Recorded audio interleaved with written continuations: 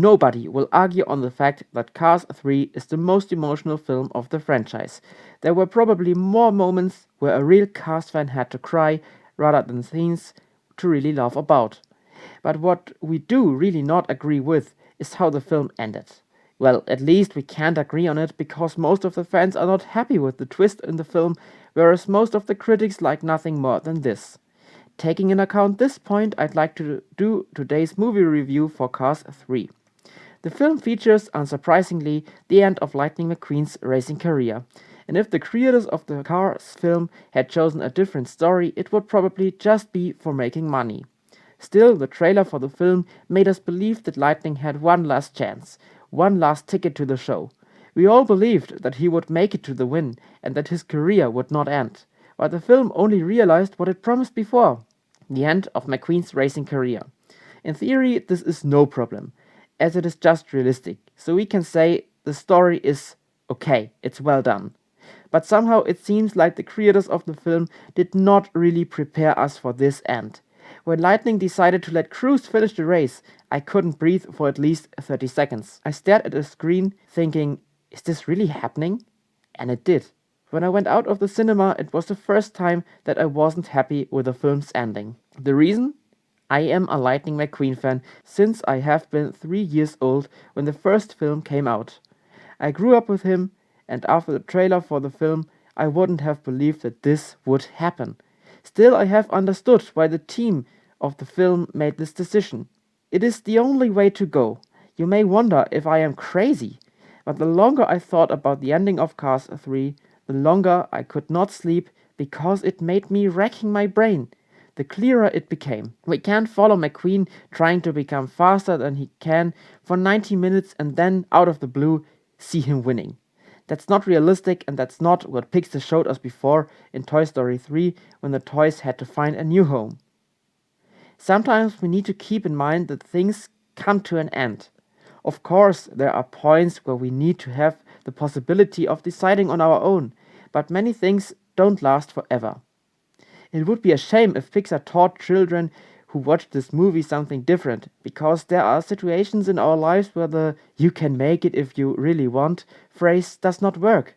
You can't let a person whose heart or lung power is restricted believe that they can win a marathon if they practice hard enough. And it's the same thing with Lightning McQueen. You can't tell an old racer that he will be part of the team forever, because sports careers come to an end. But what we do need to criticize Pixar for is how they prepared us for the end. I've mentioned it before. Namely, not enough. The whole film, Lightning McQueen tries to push himself more than possible. He trains like a next gen, he trains like Doc Hudson, he trains like he always does. At the end of the training, he hasn't made any progress. You can say that this is just a result of what I explained before. It is not possible. But when we go back to his arrival at the Rusty's Racing Center, we see Cruz who distracts him from making progress. You also see her preventing McQueen from becoming faster by not knowing how to drive on sand. It seems to be Cruz's fault that he fails, because Pixar made us think exactly that. In comparison, we can take a look at Toy Story 4. To keep it short, we have been realizing in 90 minutes of watching the film that Sheriff Woody won't be able to stay with his toy gang because his love to Bo Peep will be stronger than the will of being a toy for a girl who doesn't love him enough.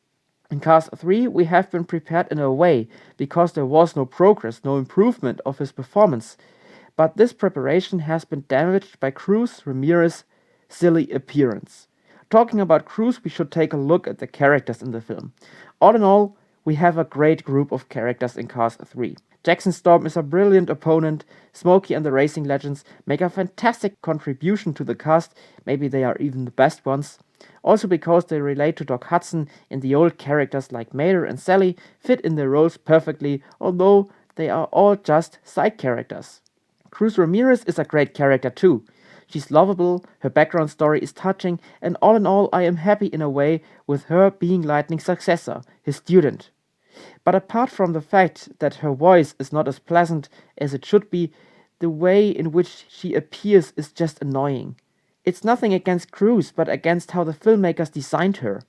If you watch the film often enough, you will probably recognize that Cruise's character has been constructed in the same way as Mater's character in Cars 2.